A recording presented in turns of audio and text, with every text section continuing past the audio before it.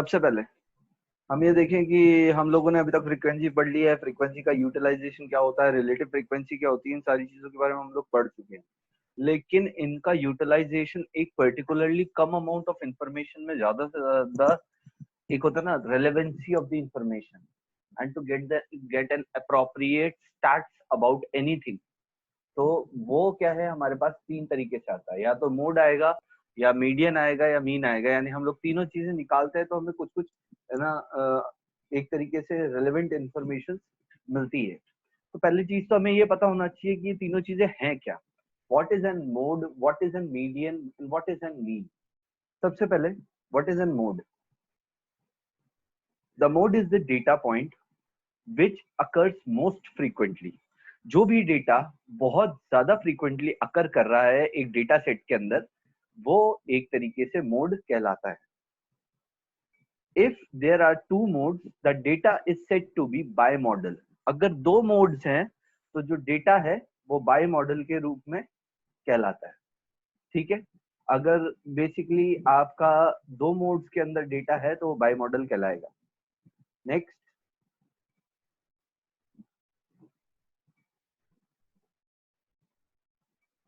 it is also possible for a set of data to not have any mode.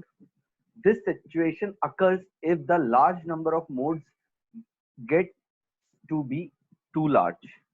ये बहुत important है। ये जो टू लार्ज वाला जो आपको यहाँ पे दिख रहा है ना, ये जो टू लार्ज जो इसने कहा है, ये टू लार्ज होता क्या है, मतलब ये कहना क्या चाह रहा है।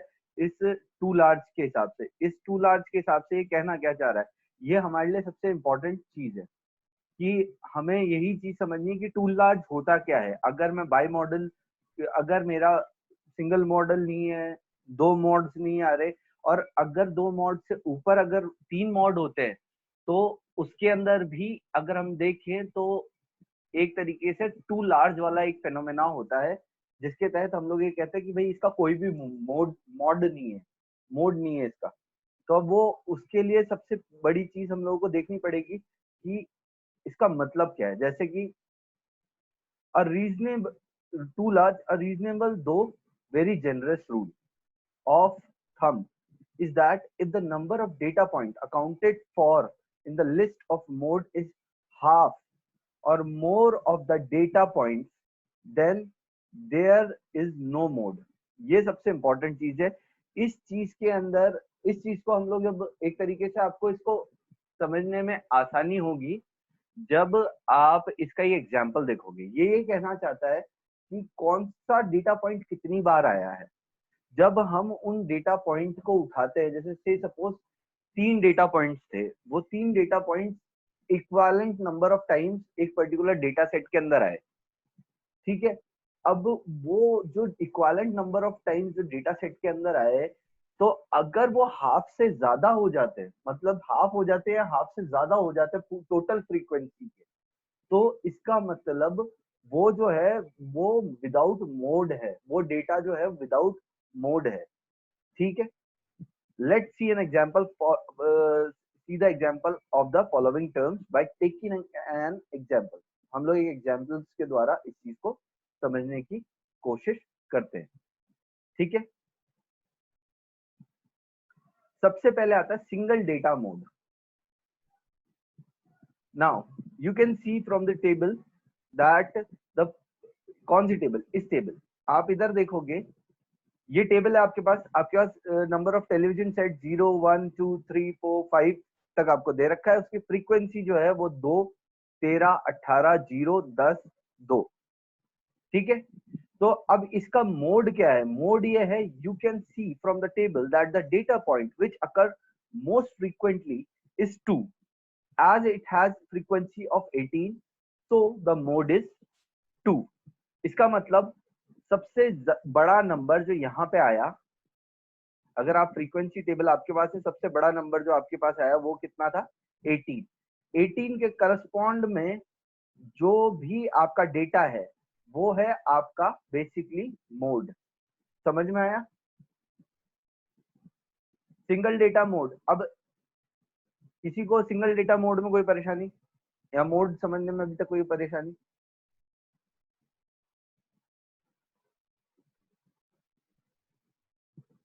सर एक बार और समझा दो। देखो, तीन चीजें होती है, मोड, मीडियन एंड मीन। सबसे पहली चीज क्या है? मोड है ना, मोड। अपन लोग पुरानी वाली स्लाइड पे चलते हैं, अपन उसके अलोंग देखते हैं एक बार। ये मोड के कुछ पॉइंट है। The mode is the data point which occur most frequently. अब किसी भी डेटा की फ्रीक्वेंटली का मतलब क्या है? उसकी फ्रीक्वेंसी कितनी है? जिसकी भी सबसे ज्यादा फ्रीक्वेंसी रहेगी ना पूरी टेबल के अंदर, उसका करस्पॉन्डिंग डेटा पॉइंट ही आपका मोड होगा। ठीक है? मोड एक हो सकता है, मोड दो हो सकते हैं, लेकिन मोड तीन नहीं हो सकते।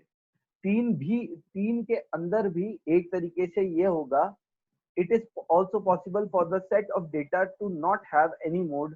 This situation occurs if the number of mode gets too large, to be too large. ठीक है? A reasonable though very generous rule. इसका जो रूल है वो रूल कुछ इस तरीके से कहता है कि अगर जो पर्टिकुलरली जैसे सपोज 13 आया, तीन जगह पे 13 आया, तो 39 उसका टोटल वो हो जाता है। पूरा का पूरा जो आपका वो था वो 60 था, अब 39 जो है वो 60 से अबव है। तो मतलब अगर हम लोग देखें तो पूरे के पूरे सेट के अंदर कोई भी डेटा एक तरीके से वो जो वो है वो कोई विदाउट एनी मोड कहलाएगा। जो वो पर्टिकुलर थिंग है वो विदाउट एनी मोड कहलाएगा। और अगर हम कहें कि हाफ से कम पड़ता है, तो जो भी स्टार्टिंग के फर्स्ट टू जो पॉइंट्स होंगे ना, वो उसको बाई मॉडल करके जो हाईएस्ट टू लोवेस्ट में जो भी स्टार्टिंग के दो पॉइंट्स होंगे, उन्हीं पॉइंट्स को अपन लोग एज अ मोड लेके चलेंगे। ठीक है? ये वाला एग्जांपल वापस से देखते हैं। हमें पता है कि जिसकी भी सबसे हाईएस्ट फ्रीक्वेंसी होगी वही करस्पॉन्डिंग नंबर जो होगा वो मोड कहलाएगा। वही चीज मैंने यहाँ पे बताई। यहाँ पे इनकी फ्रीक्वेंसी लिखी हुई है 2, 13, 18, 0, 10, 2। तो 18 है वो सबसे हाईएस्ट फ्रीक्वेंसी है, उसका करस्पॉन्डिंग नंबर क्या है? 2। तो मतलब जो आपका मोड होगा वो क्या होगा? 2। ठीक है? अब अपन लोग नेक्स्ट वाले पे चलते हैं, टू सेट डेटा मोड। अब आपको यहाँ पे एक तरीके से एक सेट ऑफ टेबल दिख रही है, जिसके अंदर आप देखोगे तो आपको एक चीज दिखेगी कि 0 से लेके 4.5 तक, 0, 0.5, 1, 1.5, 2, 2.5, 3, 3.5, 4, 4.5। अब आपको यहाँ पे एक चीज देखने को मिलेगी, यहाँ पे कोई भी एक हाईएस्ट नंबर नहीं है। यहाँ पे एक तो 13 यहाँ पे आ रहा है और एक जो 13 है वो यहाँ पे आ रहा है। तो अब हम कौन सा लें? बेसिकली अगर हम देखें तो इसके अंदर हम लोग 13 कौन सा वाला माने, या तो सेकंड वाला माने या फिर ये वाला माने। तो इसके अंदर सबसे बड़ी चीज यही होती है कि you can see from the table the data 2 and 3.5 both occurs with the highest frequency of 13. So जो मोड है वो दोनों माने जाएंगे, दैट इज 2 and 3.5, क्योंकि ये बाई मॉडल हो गया। ये वाला जो क्वेश्चन है वो बाई मॉडल का है। ठीक है? अब अपन लोग नेक्स्ट देखें तो नेक्स्ट के अंदर हम लोग चलते हैं कि जो सबसे इंपॉर्टेंट इसका जो आता है मोड, वो कौन सा है? नो मोड डेटा सेट, मतलब जिसका कोई भी मोड नहीं है, उसका एक क्वेश्चन देखते हैं। ये आपकी टेबल है। आपकी टेबल अगर आप देखोगे तो इसके अंदर आपको तीन जगह पे कुछ चीजें दिखेंगी। इसमें हाईएस्ट जो है वो कुछ भी नहीं है। यहाँ पे एक तो 12 यहाँ पे आया, एक 12 आपका यहाँ पे आया, और इसी के नीचे एक 12 आपका यहाँ पे आया। अगर हम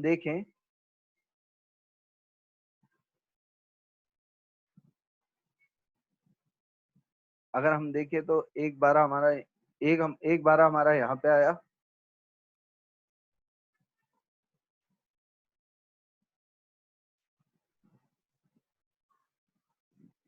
एक 12 हमारा यहाँ पे आया, एक 12 हमारा यहाँ पे आया, एक 12 हमारा यहाँ पे आया। अब अगर हम लोग यहाँ पे एक चीज देखें तो हम लोग को एक चीज देखने पर यहाँ पे आपको देखने को मिलेगा, you can see from the table that the data point 18, 24, 25 all occur with the highest frequency 12। ठीक है? हमने कहा भाई सबसे बड़ी चीज यहाँ पे क्या हो गई कि ये जो डेटा है ना पूरा का पूरा, ये बहुत टू लार्ज है। मतलब एक तरीके से देखें So 71 is a very big frequency.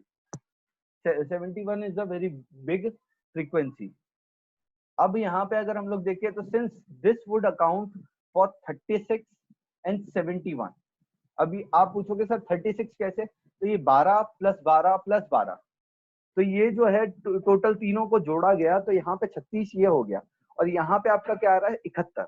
अब हम 71 को आधा करें तो कितना आता है 35.5। अब 35.5 is less than 36, so data points this would qualify as too large।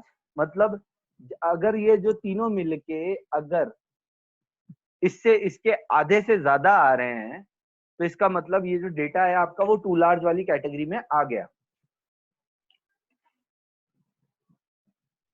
तो ये जो टू लार्ज वाली कैटेगरी में अगर ये आ गया तो इसका मतलब आपका नो मोड, ये जो डेटा है, ये जो डेटा है आपका वो नो मोड का आ गया।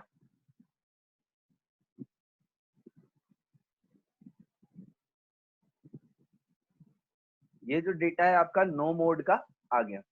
अब एक चीज बताओ, किसी को ये समझ में नहीं आया तो पहले ये पूछ लो, क्योंकि मुझे लगा नहीं इसके अंदर कुछ वो। हाँ बोलो सर अगर 35 आ जाता, मतलब छोटा रहता, तो क्या तीनों को कंसिडर करते थे ना?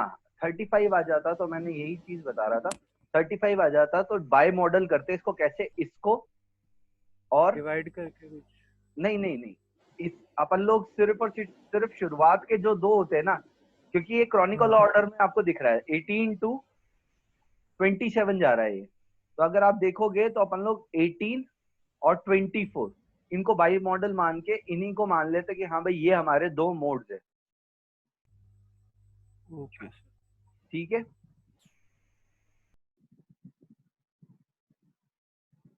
ना? किसी को कोई परेशानी अभी मोड के अंदर, किसी को कोई परेशानी?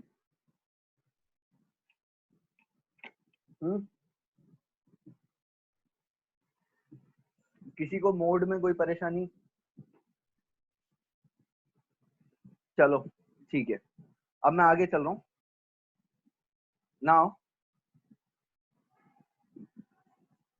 Now we will talk about median. अब हम लोग यहाँ पे बात करेंगे मीडियन के ऊपर। हमने मोड के बारे में बात कर ली। मोड में हमारे 3 पॉइंट्स थे, single, double and no mode. इन तीनों चीजों के ऊपर हम लोग बात कर चुके। अब हम लोग मीडियन के ऊपर बात करेंगे। अब अगर हम लोग यहाँ देखें median, the median is the data point in the middle when all of the data points are arranged in an order। मतलब मीडियन वो पॉइंट होता है जो मिडिल के अंदर आता है अगर आपके सारे डेटा पॉइंट एक पर्टिकुलर ऑर्डर में लगाए हुए हों, या तो हाई टू लो, या तो असेंडिंग ऑर्डर में, या डिसेंडिंग ऑर्डर में, या लो टू हाई। ठीक है, इन दोनों में से किसी भी, यानी असेंडिंग डिसेंडिंग किसी में भी हो, उसके अंदर जो मिडिल वाला आपका कंपोनेंट होगा वही हमेशा मीडियन कहलाएगा। If the number of data point is odd, divide the number of data point by 2 and then round up to the next integer. The result integer is the location of the median। अगर आपके total, अगर हम लोग बात करें भाई, अगर 7 है, अगर हमारा जो अगर जो नंबर है वो आपका इवन पड़ता है, रादर देन ऑड, यहाँ पे इवन लिखना था मुझे, सॉरी। अगर आपका इवन पड़ता है तो उसका कोई मिडिल आपको पता नहीं हो सकता। मतलब एक तरीके से देखें तो अगर इवन नंबर्स है तो आपको इसका मिडिल पता नहीं होगा, क्योंकि अगर हम देखें ऑड के अंदर तो क्या है, जैसे 5 है, 3 है, तो सबका मिडिल पॉइंट आपको पता होता है, तो उसके अंदर कोई इशू नहीं होता। वहीं पे इवन नंबर के अंदर क्या है कि 2 पॉइंट्स होते हैं, तो उनके बीच का आपको पॉइंट चाहिए होता है, वही उसका मीडियन कहलाएगा। If the number of data point is even, यानी ऊपर नीचे हो गई ये चीज, देयर आर 2 मिडिल वैल्यूज। ठीक है, सॉरी, ये सही है। मतलब अगर जो भी चीज है उसके उसके मिडिल, यानी अगर जैसे आपका जो भी मिडिल वाला जो पोर्शन है उसको डिवाइडेड बाय 2 में रखेंगे तो वो ये हो जाएगा। और इवन जो है, देयर आर 2 मिडिल वैल्यूज। अब जो दो मिडिल वैल्यूज है, we take the next number of data point and divide by 2। The integer is the first of the 2 middle, the next one is also middle. अब अगर हम लोग बात करें कि जो दो इंटीजर्स होंगे, से सपोज आपकी वैल्यूज जैसे आपका टोटल 7 पॉइंट है, 8 पॉइंट है, तो 8 के अंदर हम लोग देखें तो आपका कौन कौन सा आना चाहिए, 4 और 5। ठीक है, तो 4 प्लस 5 जो होगा वो कितना होगा, 9।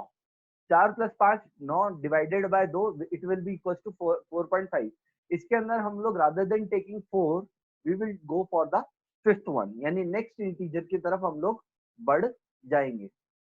We average those two middle values to get the median.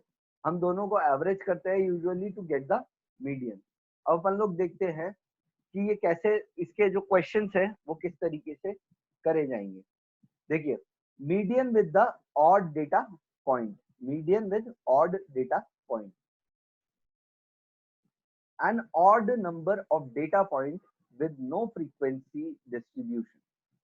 ठीक है, जिसके अंदर आपको सिर्फ और सिर्फ नॉर्मल, आपको सिर्फ सेट्स दे रखे हैं, कोई फ्रीक्वेंसी डिस्ट्रीब्यूशन की टेबल नहीं दे रखी, आपको कुछ नहीं बता रखा क्या है क्या नहीं है, या फिर जिसके अंदर कोई भी फ्रीक्वेंसी है ही नहीं, सारे के सारे सिंगल सिंगल टाइम ही आ रहे हैं। जैसे ये देख सकते हैं आप 3, 4.5, 7, 8.5, 9, 10 एंड 15। अब आप यहाँ देखेंगे ये ऑड नंबर्स है, ऑड नंबर है तो इसके अंदर सीधी तरीके से अगर आप एक चीज देखोगे तो 1, 2, 3, 4, 5, 6 एंड 7। ठीक है, तो इसका मिडिल वाला पॉइंट कौन सा हो गया, दिस पॉइंट 8.5। तो सीधी तरीके से it will be the median of this particular data. तो अगर हम देखें, there are 7 data point, 7 divided by 2 is equal to 3.5, so the median is 4th number, that is 8.5। मतलब सबसे आसान चीज तो ये है कि जो भी मिडिल वैल्यू है that will be your median. इसको ज्यादा माथाफोड़ी करने की जरूरत नहीं है, ये 3.5 करके 4th करने की वो बात नहीं है। टोटली आपको इतना तो एक तरीके से नॉर्मल लॉजिक है कि बीच वाला जो ऑड के अंदर जो भी बीच वाली टर्म होगी वही आपकी एक तरीके से मीडियन होगी उस सेट की। An odd number of data point with frequency distribution, ये सबसे इंपॉर्टेंट है कि ऊपर वाला आसान रहता है विदाउट एनी फ्रीक्वेंसी, लेकिन वहीं पे अगर आपको उसकी फ्रीक्वेंसी दे रखी है, एक फ्रीक्वेंटली रिपीटेड डेटा दे रखा है, तो उसके अंदर जो मीडियन निकालना होता है वो थोड़ा डिफरेंट हो जाता है।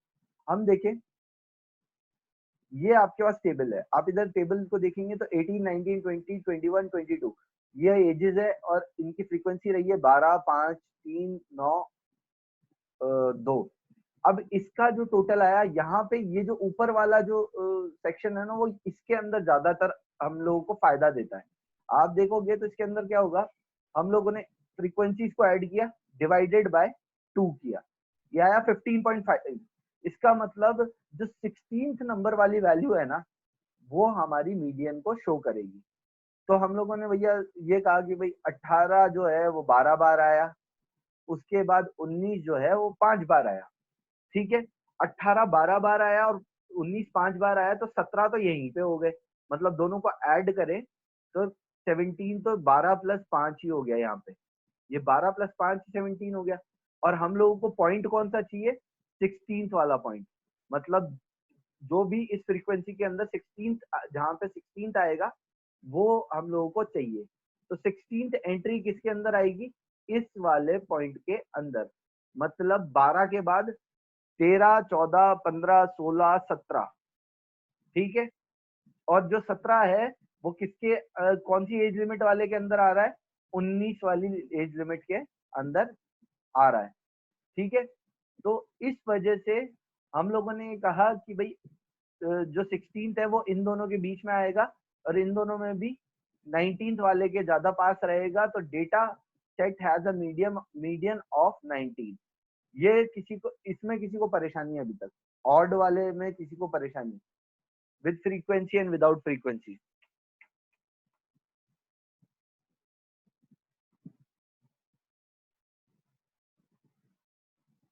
सर एक बार वापस से रिपीट कर दो। देखो मेरे पास है ना एक टेबल थी जिसके अंदर 18, 19, 20, 21 और 22 एज के लोग थे। ये 18 वाले टोटल 12 थे, 19 वाले 5 थे, 20 वाले 3 थे, 21 वाले 9 थे और 22 वाले 2 थे। मैंने इनको क्रॉनिकल ऑर्डर में खड़ा कर रखा, मतलब सारे 18 वालों को स्टार्टिंग की रो में खड़ा कर दिया, 18 18 18 12 बार लिखा। फिर उसके बाद 19 5 बार लिखा, 20 3 बार लिखा, 21 9 बार लिखा और 22 2 बार लिखा। आप चाहो तो इसको है ना एज ए टेबल के रूप में भी लिख के देख सकते हो, लेकिन इतना लंबा चौड़ा करने की जरूरत नहीं होती, क्योंकि वही वाली बात है, हम बच्चे नहीं है। हमें एक थोड़ा सा जनरल रूल लगाना है। जनरल रूल क्या लगाना है कि ये सारी की सारी फ्रीक्वेंसीज को मैंने जोड़ दिया, वो कितना आया मेरे पास 31.2। मुझे पता है मीडियन जो होता है वो मिडिल पॉइंट होगा। पूरी की पूरी जो ये होगी ना, जो पूरा डेटा सेट है जिसमें 12 बार स्टार्टिंग में 18 लिखा गया, फिर 5 बार 19 लिखा गया, फिर 3 बार 20 लिखा गया, फिर 9 बार 21 लिखा गया, फिर 2 बार 22 लिखा गया, ये पूरे की पूरी नहीं है क्या ना डेटा सेट की टेबल है। और यहाँ पे आप देखोगे तो एक क्रॉनिकल ऑर्डर फॉलो हो रहा है, मतलब 18 से 22 तक का एक क्रॉनिकल ऑर्डर डेटा पॉइंट्स के अंदर फॉलो हो रहा है। तो हमने क्या किया, हमने ये कहा कि ठीक है साहब, ऐसा करते हैं, इसको डिवाइड पूरे के पूरे को जोड़ दो, डिवाइडेड बाय 2 कर दो। जो मीडियन होगा ना वो उसकी 16 टर्म होगी। अगर मैं लिखना चाहूं तो इसका मतलब ये है, से सपोज एक बार 18 18 18 इस तरीके से 18 18 18 करके पूरा जो डेटा सेट है वो 12 बार 18 आएगा, 5 बार 19 आएगा। इसी तरीके से अगर आप देखोगे तो आप एक साथ इसको लिख सकते हो पूरे के पूरे को, उसका मिडिल पॉइंट देख सकते हो। लेकिन इतना लंबा चौड़ा काम करने की जरूरत ही नहीं है, तो हमने कहा कि भाई 15.5 इसका मिडिल पॉइंट के करीब, जिसका मिडिल पॉइंट आ रहा है वो आ रहा है 15.5। मतलब जो भी इसकी नेक्स्ट इंटीजर वैल्यू होगी ना वो ही इसका मीडियन है। नेक्स्ट इंटीजर 15.5 के वाले में कौन सा है, 16, मतलब 16 वाली वैल्यू, जो 16 वाली नंबर की वैल्यू है वो हमारी एक तरीके से इसका मीडियन है। तो हमने कहा कि भाई 18 12 बार आ गया, मतलब 12 तो वो हटा ही दो। अब हम लोग को 16th वैल्यू तक जाने के लिए, मतलब जो 12 प्लस 5 कितना 17, मतलब हमारी जो 16वीं वैल्यू आएगी वो भी कौन सी लिखी हुई होगी, 19। अगर आप इसको लिख के भी देखोगे इंडिविजुअल इंडिविजुअल, तो 16वीं वैल्यू भी हमारी कौन सी आएगी, 19। कैसे, 12 प्लस 5 ये आ गए 17। हमें चाहिए इसी के बीच में 16वीं वैल्यू कौन सी है। 16वीं वैल्यू मेरी कौन सी होगी, 19। क्यों, क्योंकि अगर हम लोग इसको डेटा सेट के रूप में लिखना शुरू करेंगे तो हमें दिखेगा कि 16वें पॉइंट के ऊपर हमारा 19 लिखा हुआ हमें दिखाई देगा। किसी को कोई परेशानी अब,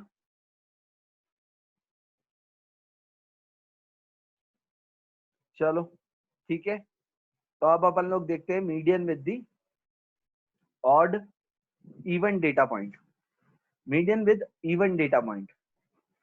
नाउ प्रॉब्लम के द्वारा इसको समझने की कोशिश करेंगे, ज्यादा आसान रहेगा। An even number of data point with no frequency distribution. अब हमारे पास सेम, अगर हम लोग देखें तो अब हमारे पास जो वैल्यूज है उसके अंदर एक एक्स्ट्रा वैल्यू हमने बढ़ा दी 15.5, और आप देखोगे तो अब वैल्यूज रादर देन 7 रहने के ये हो गई है कितनी, 8। 1 2 3 4 5 6 7 8, ठीक है। अब हम लोग अगर देखें तो इसके अंदर अगर आप देखोगे तो नेक्स्ट अगर आप देखोगे, there are 8 data points and 8/2 किया तो कितना आया, 4, ठीक है। So the medium is 4th number. हमने 8 डिवाइडेड बाय 2 किया, उसका एक कंफाइंड वैल्यू आई हमारी कौन सी, 4। तो इसका मतलब जो भी चौथी वैल्यू है हमारी वो होगी हमारी एक तरीके से मीडियन। अब हम लोग नेक्स्ट देखें, खैर इसके अंदर से और अगर फ्रीक्वेंसी में भी होता है तो आपको एक चीज देखने को मिलेगी, फ्रीक्वेंसी के अंदर अगर आप देखोगे तो फ्रीक्वेंसी के अंदर भी सिमिलर सॉर्ट में होगा कि जितना भी आपका वो आएगा ना फ्रीक्वेंसी का टोटल, अगर वो इवन में एक पर्टिकुलर पॉइंट पे आता है तो उसके बाद आपको ज्यादा कुछ करने की जरूरत नहीं है, आपको उसी वाले पॉइंट को उठा के लिखना है। इसमें किसी को थोड़ी कोई परेशानी है। मीडियन बिल्कुल सही, सीधा सीधा सा है। टोटल 8 पॉइंट है, डिवाइडेड बाय 2 किया, चौथा, मतलब चौथे नंबर की पोजीशन पे जो भी आ रहा है वो आपका मीडियन है। Now let's talk about mean. ठीक है। Now the mean is the average of the data point. It is denoted by x. Usually हम इसको x से denote करते हैं. We can compute the mean ungrouped of frequency 1 with ungrouped with the frequency distribution and grouped. मतलब तीन type के question इसमें आपको देखने को मिलते हैं. पहले तो है अनग्रुप्ड फ्रीक्वेंसी 1, मतलब जो अपन ने नॉर्मल डेटा सेट होता है जिसमें हर एक पॉइंट सिर्फ एक ही बार आता है, उसको कहते हैं अनग्रुप्ड और फ्रीक्वेंसी 1. दूसरा होता है अनग्रुप्ड विद फ्रीक्वेंसी. जैसे हमारा सेकंड वाला क्वेश्चन हमने मोड के अंदर देखा था, सेम वही चीज ये कहने को की कोशिश कर रहा है मीडियन के अंदर जो सेकंड क्वेश्चन देखा था. और लास्ट वाला जो है वो है ग्रुप्ड वाला, जो ग्रुपिंग हम लोगों ने देखी थी. ग्रुप्ड वाले जो क्वेश्चन देखे थे. Starting with the first type of ungrouped frequency is when data is given to you as a list and it is not organized into the sir हाँ हेलो बोलो. सर, एक बार मीडियन में आपने even में क्या करा अभी? देखो इवन सेट एक बार. इवन के अंदर आप देखोगे तो टोटल 8 थे, हमने डिवाइडेड बाय 2 किया तो ये क्या आ गया हमारे पास 4. अब इसी के अंदर हम लोग जो पुराने वाले के जैसे अगर ये आपको ऐसे फ्रीक्वेंसी टेबल के अंदर दिया गया तो आप फ्रीक्वेंसीज को सबको जोड़ लो. आपकी frequency rather than coming at 31 आपकी आ गई 32. ठीक है. मतलब से सपोज इसके अंदर एक और 23 और जोड़ दो और उसकी वैल्यू कितनी आ गई, नीचे आप डाल दो 1, तो वो कितना आ जाएगा 32 डिवाइडेड बाय 2. यहाँ पे आपका 15.5 आया था और आपने जब भी कोई एक होता है ना डेसिमल की वैल्यू आती है तो उसका नेक्स्ट इंटीजर लेते हैं, लेकिन आपका जब इवन होता है ना तो आपको पता होता है एक डेफिनेटिव वैल्यू आपके पास आ जाती है. अगर 8 का आधा हो रहा है तो चौथी वैल्यू है, 16 का आधा हो रहा है तो 8वीं वैल्यू है, अगर 10 का आधा है से सपोज 10 का आधा है तो 5वीं वैल्यू है. तो उसके अंदर क्या होता है, से सपोज यहाँ पे आपका थोड़ा और बड़ा कर लेते हैं, जैसे 40 होती है यहाँ पे फ्रीक्वेंसी. अभी इसको भूल जाओ, इसको मानो कि 40 आया था यहाँ पे टोटल किसी भी तरीके, तो 40 आया था तो 40 के अंदर क्या होता है डिवाइडेड बाय हम लोग 2 कहते हैं. तो हम लोग कहते हैं 15 12 प्लस 5 17 प्लस 3 मतलब 20. तो 20th जहाँ पे फ्रीक्वेंसी होगी वही वाला डेटा पॉइंट हमारा हो जाता मीडियन. मतलब 20 यहाँ पे आता तो हमारी जो एज की जो हमारी मीडियन की वैल्यू होती वो भी कितनी होती 20. ठीक है. और उससे अगर उससे एक पायदान भी ऊपर जाएगा ना तो सीधी तरीके से वो इसके अंदर आ जाता. से सपोज 22 अगर आपकी वैल्यू आती, जैसे 44 आया था नीचे फ्रीक्वेंसी टोटल फ्रीक्वेंसी, तो 22 आता, तो 22 अगर आता तो वो 22 किसके बीच में लाया करता 12 प्लस 5 प्लस 3 20 और ये 29. मतलब यहाँ पे 20 था और यहाँ पे 29 था, 20 से 29 के बीच में यहाँ पे, तो मेरी उसमें मीडियन की वैल्यू होती 21. ठीक है सर इसका कोई फॉर्मूला था ना n/2 प्लस ऐसा कुछ एवरेज निकालने का, क्योंकि ये तो छोटा सेट है डेटा का, उसमें कोई ओवरलैपिंग वगैरह कौन से पता नहीं इसमें मीडियन में आते हैं जो वो वाला से निकाल. वो वाला जो है वो वाला भी मैं आपको बता दूंगा, लेकिन अभी एक अपन लोग जनरल कॉन्सेप्ट पे चल रहे हैं.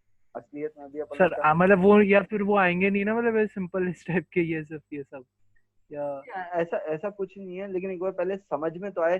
देखो अपन कोर से चल रहे हैं यहाँ पे कि एक बार कोर के अलोंग अपन समझ ले, क्योंकि कई बार क्या होता है कि जो डेटा पॉइंट्स के अलोंग अगर हम लोग देखते हैं ना तो उसमें सबसे बड़ी प्रॉब्लम ये चलती है कि कई बार उस तरीके से नहीं हो पाता जिस तरीके से अपन को करना है वो. क्योंकि एक बार पहले इनको कॉन्सेप्ट तो समझ में आया कि भाई मोड है क्या, मीडियन है क्या, उसके बाद अपन लोग सीधे सीधे फॉर्मूला किसी के मुंह पे एक होता है थ्रोट पे दे सकते हैं, लेकिन उससे पहले मैं नहीं कर सकता क्योंकि किसी को ये पता ही नहीं है मीडियन होता क्या है. एक होता है नॉर्मल सेट से कम से कम पता चलेगा, तो चाहे कितना ही बड़ा सेट आ जाए उसके सामने वो आसानी से उस सेट को कंप्लीट कर सकता है. अपन देखेंगे क्योंकि कोई ओवरलैपिंग वाला इसमें मतलब जितना ध्यान है, ज्यादातर सीधे क्वेश्चन तो आते नहीं है ना, शायद ओवरलैप करके आते हैं कि तुम्हारी फ्रीक्वेंसी ओवरलैप ही हो रही है तो वो एवरेज ढूंढना पड़ेगा तेरे को बार बार ऐसा कुछ. वो मीन के अंदर है, वो मीन के अंदर है, वो जो तुम बोल रहे हो ना ओवरलैपिंग वाली जो फ्रीक्वेंसी का है वो बेसिकली मीन के क्वेश्चन. मीडियन के अंदर तो क्या है, मीडियन के आपको अभी जो क्वेश्चन इसमें मेरे थोड़े असाइनमेंट क्वेश्चन मैंने डाले हैं उससे आपको ना एक तरीके से थोड़ा आसानी से इन चीजों का वो हो जाएगा। ठीक है, ओके अब अपन लोग देख अब अपन लोग यहाँ पे देखें। सर। हाँ सर ये median with even data point वापस बताने का। देखो, जितने भी डेटा सर पॉइंट, इसमें हाँ पहले मैंने पढ़ा था उसमें पढ़ा था कि जैसे ऑड होता है तो उसमें मिडिल टर्म जो होती है ओके, वो उसका मीडियन हो जाता है। हाँ और इवंस में जो होता है उसमें 2 पॉइंट ऐसे आते हैं जो मिडल होती है दोनों तरफ से। मीन, जैसे आपने ऊपर जो और डेटा सेट लिया है वो 8 नंबर्स का लिया है, मैं क्या तो कह रहा हूँ, अगर मैं लेफ्ट साइड से 3 छोड़ता हूँ और राइट साइड से 3 छोड़ता हूँ तो बीच में 8.5 और 9 आते हैं जो दोनों मिडिल टर्म्स होते हैं। मैं तुम्हें क्या कह रहा हूँ, जो मैं तुम्हें ये कह रहा हूँ ना, जो तुम कह रहे हो वो मीन होता है। मैं मीन वाला तुम्हें अभी अभी जब फिर तुम, उनका जो एवरेज निकलता है ना वो मीडियन होता है उस इवन डेटा पॉइंट्स का। ऐसा पढ़ा अब है सर मैंने। चलो तुमने ऐसा पढ़ा है तो चलो इसको तुम्हारे हिसाब से देखते हैं। 8.5 है यहाँ पे आपके पास डेटा, और एक डेटा हाँ है 9। ठीक है, जी 8.5 प्लस 9 डिवाइडेड बाय 2 किया आपने। ठीक है, यस तुम सर। यही कहना चाहते हो ना कि 8.5 हाँ प्लस सर। डिवाइडेड बाय 2 किया अपन ने। ठीक है, तो हाँ सर। इसकी वैल्यू कितनी हो जानी चाहिए? 8.75। 8.75। अब 8.75 इस पूरे के पूरे डेटा के अंदर मुझे एक सिंगल टर्म चाहिए। मेरा मीडियन क्या है? एक सिंगल टर्म है। अब वो एक पर सिंगल सर वो मैं डालूंगा। वो मीडियन डेटा पॉइंट में एग्जिस्ट करता हो नहीं करता हो, मतलब इंटरवल में एग्जिस्ट करता हो नहीं करता हो, उससे कोई फर्क नहीं पड़ता ना। इससे फर्क पड़ता है, कैसे नहीं पड़ता? बात यही तो है मैंने ना। पहले पढ़ा है उसमें तो जैसे आपका अगर मान लो इसमें 8 होता और फिर 10 होता, 8 + 10 तो 9 आता, और 9 अगर उससे पूरे सेट में नहीं भी है तो भी वो आंसर सही होता है। अगर पूरे सेट में 9 नहीं, सबसे बड़ी बात, अगर तुम ये देखोगे कोई क्रॉनिकल ऑर्डर तुम्हें दिख रहा है जिसमें क्या ना एक डेफिनेटिव इंटरवल चल रही है। बेसिकली अगर तुम यहाँ पे बहुत गौर से देखोगे तो तुम्हें एक चीज दिखेगी, इसमें डेफिनेटिव इंटरवल नहीं चल रही है। जो तुम कहना चाह रहे हो ना, उसके अंदर एक डेफिनेटिव इंटरवल होनी चाहिए। मतलब 3 के बाद 4 आया, 4 के बाद 5 आया, 5 के बाद 6 आया। तुम अगर देखोगे तो यहाँ 8.5 के बाद 9 आ रहा है, लेकिन 9 के बाद सीधे 10 आ गया, 10 के बाद सीधे 15 हो गया, और 15 के बाद सीधे 15.5 आ गया। यही इसीलिए तो मैंने क्वेश्चन के अंदर एक तरीके से क्रॉनिकल ऑर्डर में कोई एक होता है ना डेफिनेटिव इंटरवल नहीं दी है। यही चीज तो आपको देखनी है इसके अंदर, कि अगर आप देखोगे तो यहाँ पे जो सेट ऑफ डेटा है ना, उसके अंदर कोई भी रिलेटिव आपको नहीं दिख रहा है, या रिलेशन आपको नहीं दिख रहा है।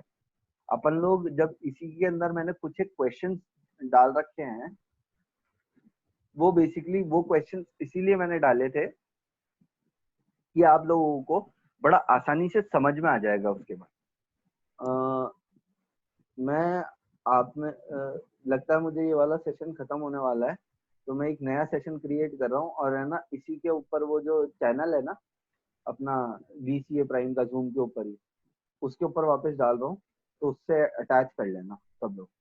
ठीक है सर मैम का सब एक्चुअली पर मैम 8 o'clock मैम का अच्छा सेशन है। मैम का सेशन, चलो ठीक